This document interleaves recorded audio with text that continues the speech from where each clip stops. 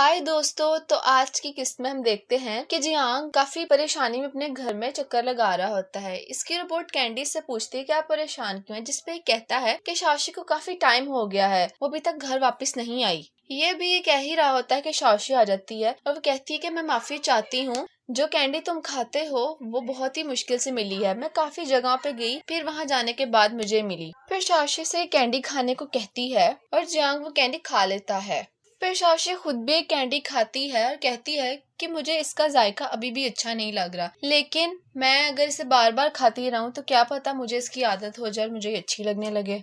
फिर जियांग शाओशी से कहता है कि जैसे अब हम रह रहे हैं, यानी कि अभी जो हम ये जिंदगी जी रहे हैं, मैं इसी तरह की जिंदगी जीने का हमेशा सोचा करता था। और मुझे जब ये बात पता चली कि तुम मेरा जेनेटिक मैच हो, तो मैं अक्सर इमेजिन किया करता था कि तुम्हारे साथ जिंदगी गुजारना कैसा होगा।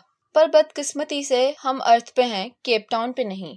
फिर जियांग को फौरन से चक्कर आते हैं, जिसपे शाओशी कहती कि तुम ठीक हो। जियांग को ये जवाब नहीं देता और शाओशी कहती है कि हम जल्द से जल्द यहाँ से वापस अपने प्लेनेट केप टाउन चले जाएंगे, तुम फिक्र मत करो। शाओशी कहती है कि तुम्हारी तबीयत भी ठीक हो जाएगी जब हम घर जाएंगे।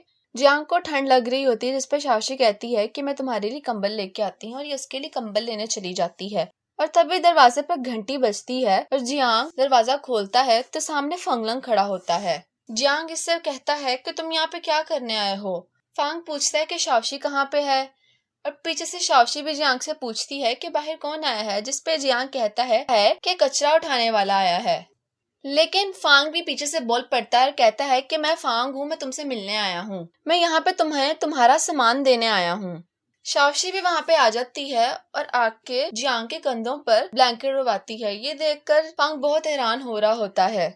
शाओशी फांग से कहती है कि तुम्हारा शुक्रिया मेरा सामान यहाँ पे लाने के लिए। फांग इसको फूल दे रहा होता है, जिसपे शाओशी कहती है कि इसकी कोई जरूरत नहीं, और फांग कहता है कि मैं ये जानता हूँ कि तुम अब मेरे लिए कोई फीलिंग्स नहीं रखती, लेकिन मैं अपनी पूरी कोशिश करूंगा कि तुम दोबारा से मुझे चाहने लगो। शाओशी कहती है ऐसा नहीं हो सकता, मैं और जियांग एक दूसरे का जेनेटिक मैच है, तो मेरा और तुम्हारा तो कोई चांस नहीं हो सकता। और ये कहकर फांग को घर से निकाल देती है। फिर ये तीनों मिस छाया के कैफे पे मौजूद होते हैं और शब्बो फंगली और फंगलंग को ये बता रही होती है कि केप टाउन पे रिलेशनशिप किस बेस पे बनते हैं।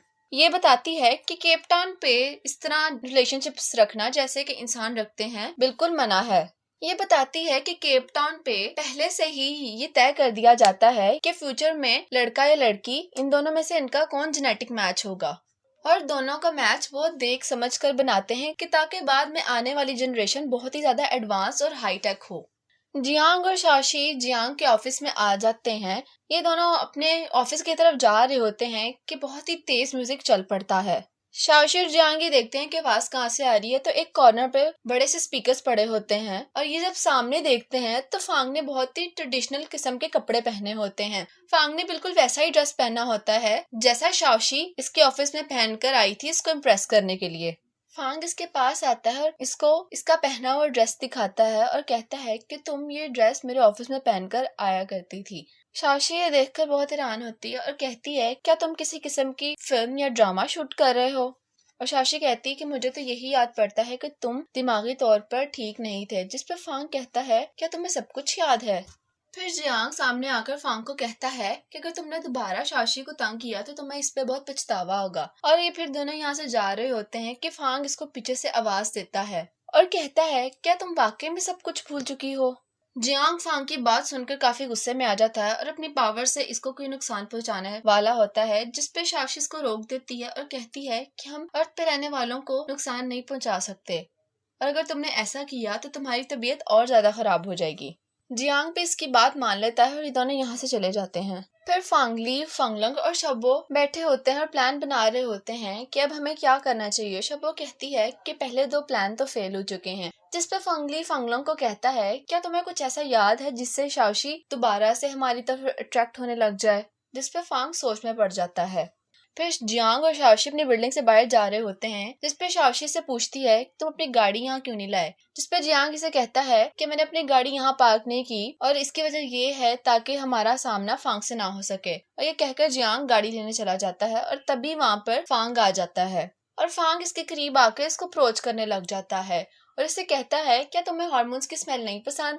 शाशी बार बार इससे दूर जा रही होती है और फांग इसके इतना ही करीब आ रहा होता है। तो शाशी से सख्ती से एक दफा कहती है कि तुम ऐसा ना करो, और मैंने तुम्हें पहले भी ऑफिस में बता दिया था कि अब हमारे बीच में सब कुछ खत्म हो गया है, और तुम्हें क्या लगता है कि मैं दोबारा तुम्हारे प्यार में पड़ जाऊंगी। और कहती है कि अपना वक्त जाया ना करो, जिस पर फांग हंसने लग जाता है और शाशी पूछती है कि तुम हंस क्यों रहे हो। फांग कहता है कि जब तुम इस तरह से मुझे अप्रोच किया करती थी तो मैं भी तुमसे यही सब कहता था, और कहता है कि मैं भी वही सब कुछ कर रहा हूँ जो तुम किया करती थी। अगर तुम्हें लग रहा है कि मैं तुम्हें तंग कर रहा हूँ तो ऐसा नहीं है, बल्कि मैं तो वही कर रहा हूँ जो तुमने किया था पहले। फिर फांग एक पंखा निकालता है और कहता है कि अब तुम मेरे हार्मोन्स की स्मेल को फील करो। इस पे शाशी कहती है कि मुझे नहीं करना, और इतने में जियांग आ जाता है और कहती है कि तुमसे ज्यादा स्ट्रॉन्ग हार्मोन्स की स्मेल जियांग की है। शाशी सब कह रही होती है तो तभी फांग जियांग को हग कर लेता है और इसे सूंघने लग जाता है और काफी कंफ्यूज होता है। और फिर इसके बाद जियांग और शाशी यहाँ से चले जाते हैं। और फिर फांग वापस आकर फांगले और शबो को बताता है कि जियांग ने हार्मोन एलिमेंट इस्तेमाल किए हैं, और यही वजह है कि वो शाशी को अभी वापस क्यों नहीं लेके जा रहा, और वापस जाने के लिए उसको दोबारा से हार्मोन एलिमेंट कलेक्ट करने होंगे। और फांग कहता है कि अगर अब उसे काम सब दोबारा करना पड़ ही रहा है तो हमारे पास ज्यादा वक्त है उसके मिशन को डिले करने का। फिर जियांग और शाशी बाहर बैठकर खाना खा रहे होते हैं। तो फिर जियांग से पूछता है, क्या तुम्हें पता है कि जब केप टाउन पे कोई बच्चा नया पैदा होता है तो उसे मिलता जुलता नंबर दिया जाता है उसके नाम के तौर पर, और जो मदर प्लैनेट है वो इन सितारों के नाम इस तादाद के मुताबिक ही रखते हैं। तभी जियांग आसमान की तरफ इशारा करके एक सियारे को अपने हाथ में ले लेता है और शाशी से पूछती है कि तुम्हारा कहाँ पे है, जिसपे जियांग कहता है कि मेरा भी तुम्हारे सियारे के आसपास ही होगा, क्योंकि दो जेनेटिकली मैच एक दूसरे से ज्यादा दूर नहीं हो सकते। जियांग काफी देर आसमान पे अपना सियारा ढूंढ रहा होता है, वैसे नहीं मिलता। तो शाशी कहती है तो मेरे करीब ही था। तो जब इसे वो मिलता है तो उसका फासला शाशी के सितारे से 112 लाइट ईयर्स पे होता है, जिसपे शाशी कहती है कि ये तो बहुत ज्यादा दूर है। तो जियांग इसकी बात टालते हुए कह देता है कि कभी कभी ये चीजें इतनी जरूरी नहीं होती। फिर अगली सुबह जियांग और शाशी ऑफिस आ जाते हैं और ऑफिस के रिसेप्शनिस्ट इन्हें बताती है कि मिस्टर फांग फ्यूचर ग्रुप से यहाँ पहले ही आ चुके हैं, जिसपे जियांग इससे पूछता है कि वो यहाँ पे क्या करने आया है। तो ये रिसेप्शनिस्ट बताती है कि उन्हें मिस चाय से डायरेक्टली कुछ काम है, जिसपे जियांग शाशी को कहता है कि तुम जाओ अपने काम देखो, मैं इसे संभाल लूंगा। फिर जियांग फांग से मिलने चला जाता है और फांग से पूछता है कि तुम खुद यहाँ पे क्यों आए हो, तुम अपनी असिस्टेंट को भेज देते। जियांग कुछ कहे बगैर इसको एक डॉक्यूमेंट देता है और कहता है कि मैं तुम्हारे साथ यानी तुम्हारी कंपनी से अपना ये कॉन्ट्रैक्ट खत्म कर रहा हूँ ताकि हम दोनों को दोबारा एक दूसरे से मिलना न पड़े। जिसपे फांग कहता है कि इसमें तुम्हारा ही नुकसान है क्योंकि तुम ऐसे में हार्मोन्स कलेक्ट नहीं कर पाओगे, क्या तुम्हें इस सबसे डर नहीं लगता। फिर फांग इसे बताता है कि जिस दिन मुझे पता चला था कि हमारे सिस्टम को किसी ने हैक किया है, उसके अगले दिन ही मुझे पता चल गया था कि ये सब तुमने कैंडी से कहकर करवाया है। क्या ऐसा नहीं है? अब प्लीज कैंडी से कह दो कि ऐसा मत करे क्योंकि मैंने पहले से ही सभी हार्मोन्स ट्रांसफर कर दिए हैं। जियांग कहता है कि तुम ज्यादा मत सोचो, मुझे तुम्हारे हार्मोन्स में कोई भी दिलचस्पी नहीं है। फांग कहता है क्या ऐसा ही है, और अगर ऐसा ही है तो फिर मुझे शाशी ने क्यों बताया था कि तुम भी बिल्कुल मेरी तरह ही स्मेल करते हो। तुमने शाशी के करीब होने के लिए क्या मेरे हार्मोन्स यूज नहीं किए। फांग कहता है कि शब्बो ने मुझे पहले से ही बता दिया है कि तुम्हारे प्लैनेट पे इमोशंस का कोई लेना देना नहीं है और इसीलिए सब मना है, और अगर तुम अपनी बॉडी में उन्हें इंसर्ट करोगे तो इससे तुम्हें ही नुकसान होगा। जियांग इसे कहता है कि तुम कुछ ज्यादा ही सोच रहे हो, ऐसा कुछ भी नहीं है। जिसपे फांग कहता है कि मैं तुम्हें बता सकता हूँ कि हार्मोन्स कहाँ पे हैं, और हान को अपने पास इशारतन बुलाता है और हान इसे एक टैबलेट पे वीडियो दिखाता है जहाँ पे फंगलंग वो हार्मोन्स जाया कर रहा होता है। और फांग इसे वीडियो दिखाने के बाद कहता है कि तुम्हें अभी भी हार्मोन्स चाहिए, अगर ऐसा है तो शाशी को वापस से फ्यूचर ग्रुप में भेज दो ताकि दोबारा से हार्मोन्स डेवलप किए जा सकें। जियांग कहता है ऐसा कभी नहीं हो सकता। फांग कहता है ठीक है, लेकिन तुम दोबारा सोच लो, और यहाँ से चला जाता है। फिर जियांग अपनी कैंडी रोबोट से मशवरा करता है और पूछता है कि मुझे अब क्या करना चाहिए, जिसपे कैंडी कहती है कि अगर तो आप ये मिशन कंप्लीट करते हैं तो आप चीफ के सक्सेसर बन जाएंगे और शाशी भी दोबारा से खुद को रिडीम कर लेगी। फिर जियांग शाशी को बुलवाता है और उसे बताता है कि तुम कल से फांग के लिए काम करोगी, जिसपे शाशी हैरान होकर पूछती है और कहती है क्या तुम मुझे वाकई ये कह रहे हो कि मैं कल से फांगलंग के लिए काम करूंगी। जिसपे जियांग इसे कहता है कि चीफ ने काफी सख्ती से कहा कि इस मिशन को कंप्लीट करो, हम मजीद वक्त जाया नहीं कर सकते। शाशी जियांग के इस फैसले पर रजामंद हो जाती है। फिर शाशी फांग को कॉल करके बताती है कि कल से मैं तुम्हारी कंपनी पे आऊंगी। और दूसरी तरफ ये चारों यानी मिस छाए, फंगलंग, फंगली और शब्बो काफी एक्साइटेड होते हैं कि शाशी वापस से फ्यूचर ग्रुप के लिए काम करेगी। फिर अगले सुबह शाशी ऑफिस जाने के लिए तैयार होती है, जिस पर जियांग से बताता है कि तुम्हारा फ्यूचर ग्रुप में जाने का सिर्फ एक ही मकसद है, वो है कि तुम हार्मोन एलिमेंट्स को जल्द से जल्द कलेक्ट कर लो। ये भी मुमकिन है कि फांग इस मौके से फायदा उठाकर तुम्हें कंफ्यूज करे, लिहाजा तुम्हें बहुत मोहतियात रहना होगा और उसकी घटिया चालों में ना फंस जाना। और शाशी काम पे आ जाती है और आके अपनी डेस्क पे बैठ जाती है। डेस्क पे आके जब ये बैठती है तो हर जगह नोटिस करती है कि सभी लोग इसे घूर रहे होते हैं। ये इस वजह से होता है क्योंकि शाशी काफी देर बाद काम पे आई होती है।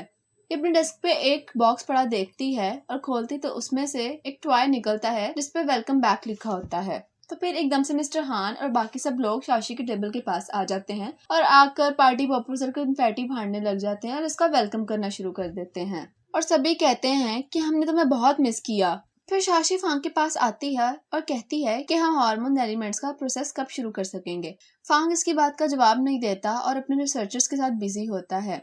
फांग इसे स्टिल इग्नोर कर रहा होता है। इस पे शाशी से पूछती है कि मैंने रिसर्च की थी कि जितने हार्मोन्स हमें चाहिए उसमें हमें सिर्फ 5 घंटे ही काम करना पड़ेगा, लिहाजा ये काम आज के आज ही हो जाना चाहिए।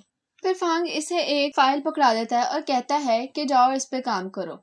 इस पर शाशी कहती है कि तुम मुझे काम करने के लिए क्यों कह रहे हो। फांग कहता है कि अगर अब तुमने ऑफिस ज्वाइन कर ही लिया है तो अपना पार्ट भी प्ले करो और फिर इसके बाद मैं सोचूंगा कि हार्मोन्स कलेक्ट करने हैं या नहीं। और ये कहकर वहां से चला जाता है।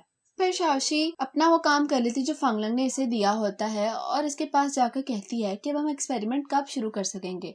फांग इसकी बात का जवाब नहीं देता और इसके हाथ में एक कप थमा देता है और कहता है कि तुम ये पी लो और वहां से चला जाता है।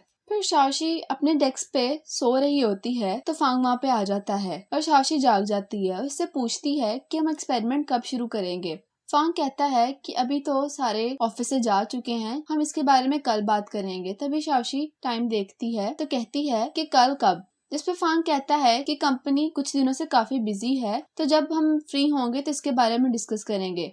जिस पे शाशी कहती है कि मैं तुम्हारे लिए यहाँ पे काम नहीं करने बल्कि मुझे अपना मिशन कंप्लीट करना है और अगर तुमने कल भी मेरा काम नहीं किया तब फिर मैं दोबारा कभी भी तुम्हारे पास यहाँ काम करने नहीं आऊंगी। और ये कहकर वहां से गायब हो जाती है। फिर इसके बाद हार्मोन एब्स्ट्रैक्शन का प्रोसेस शुरू हो जाता है और शाओशी भी फांग के पास ही बैठी होती है। फांग ये सोच रहा होता है कि शाओशी पहले कितनी अच्छी थी, कितनी पोलाइट थी और हर वक्त हंसती रहती थी और अब की शाओशी से बिल्कुल ही मुख्तलिफ थी। फांग ये सब सोच ही रहा होता है कि अचानक से मशीन बीप करती है और फांग कहता है कि कुछ देर के लिए प्रोसेस रोक दें और वहां से चला जाता है। और फिर दोबारा से प्रोसेस स्टार्ट करते हैं और फंगलंग शाशी को देखने लग जाता है ताकि हार्मोन्स एब्स्ट्रैक्ट हो सके, लेकिन दोबारा ऐसा नहीं होता। हार्मोन्स एब्स्ट्रैक्ट नहीं हो रहे होते, जिसपे शाशी कहती है कि अब क्या मसला हो गया है। दरअसल फंगलंग ने मशीन के साथ कोई छेड़छाड़ करवाई होती है जिसकी वजह से हार्मोन्स एब्स्ट्रैक्ट नहीं हो पा रहे होते। और फिर शाशी फंगलंग के रूम में आती है और कहती है कि मुझे लगता है कि जो हार्मोन्स वाली मशीन है वो काफी पुरानी हो गई है, जिसकी वजह से आज हम अपना एक्सपेरिमेंट कंप्लीट नहीं कर सके। और इसको आके एक फाइल देती है और कहती है कि इसमें कुछ तरीके लिखे हो जिससे हम एक्सपेरिमेंट के प्रोसीजर को इम्प्रूव कर सकते हैं। जिस पे फंगलंग कहता है कि रिसर्चर्स ने पहले ही मशीन को चेक कर लिया है और उसमें ऐसा कोई फॉल्ट नहीं है, मशीन बिल्कुल नहीं है। इस पे शाशी कहती है तो फिर वो काम क्यों नहीं कर रही। फिर फांग इसे कहता है कि मैं आज रात तुम्हें किसी जगह पे लेके जाऊंगा और फिर इसे उसी जगह पे ले आता है और कहता है कि इस जगह पे हमारी बहुत सी यादें जुड़ी हुई हैं। मैंने ये म्यूजियम हम दोनों के लिए खास तौर पर बनाया है और इसमें वो सब चीजें हैं जो हमने इस्तेमाल की हैं और वो सब यादें जहाँ जहाँ हमने टाइम स्पेंड किया था एक दूसरे के साथ। ये सब वो चीजें होती हैं जो शाओशी ने याद दिलाने के लिए अपनी डायरी में लिखी होती हैं कि उसने दिन भर आज फंगलंग को किस तरीके से अप्रोच किया। ये सारी चीजें शाओशी देख रही होती है और फांग इसे बता रहा होता है कि कैसे कब क्या हुआ था, लेकिन शाओशी से कह रही होती है कि ये सब मैंने तो सिर्फ अपना मिशन कंप्लीट करने के लिए किया था, तुमने इसे ज्यादा ही कुछ समझ लिया। शाओशी इसी तरह सारी चीजें देख रही होती है तो एक बोर्ड पे नोट लगा होता है जिसपे लिखा होता है कि मैं सब चीजें भूलना चाहती हूँ। जिसपे शाओशी कहती है कि मुझे नहीं लगता कि मैंने ये लिखा है। तभी फंगलंग इसकी और अपनी एक तस्वीर लेता है और उसी बोर्ड पर आके लगा देता है और कहता है कि ये हमारा प्रेजेंट है। फांग इससे कहता है कि माजी में तुमने मुझ पे बहुत एनर्जी और टाइम वेस्ट किया है और अब मैं अपना बेस्ट करूंगा। और ये साबित करूंगा कि मैं तुम्हारे काबिल हूँ। फिर शाओशी अपनी रिंग की तरफ देखती है और उसमें 0% हार्मोन्स होते हैं और कहती है कि तुमने मुझे कहा था कि मैं हार्मोन्स कलेक्ट कर सकती हूँ अगर मैं तुम्हारे नजदीक रहूँ। शाओशी कहती है मैं एक्सपेरिमेंट करना चाहती हूँ, लेकिन मैं तुम्हारे साथ अपना वक्त बिल्कुल भी जाया नहीं करना चाहती, और ये कहकर वहाँ से चली जाती है। फिर शाओशी घर आकर जियांग को बताती है और जियांग से पूछता है कि जब वो तुम लोगों का पास दिखा रहा था तो तुम्हें कुछ याद नहीं आया। शाओशी कुछ देर खामोश रहती है और कहती है कि मुझे उस वक्त इतना गुस्सा आ रहा था कि मेरा दिल चाह रहा था कि फांग को हिट करूं जोर से, और ये कहकर यहाँ से चली जाती है। फिर फांग शाओशी को मैसेज करता है और कहता है कि क्या हम कल मिल सकते हैं। शाओशी से कहती है कि हम मिल सकते हैं अगर तुम्हें हार्मोन्स कलेक्ट करने हैं।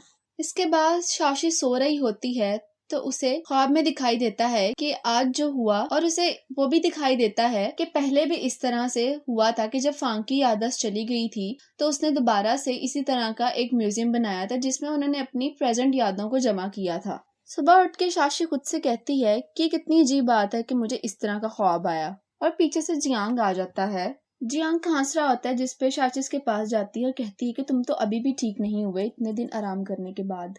फिर जियांग इससे कहता है कि मैं तुमसे माफी चाहता हूँ कि मैं तुम्हें आज बाहर नहीं लेके जा सकता, जिस पर शाओशी कहती है कि क्यों। तो जियांग इसे कहता है कि तुम्हें नहीं याद कि आज क्या तारीख है।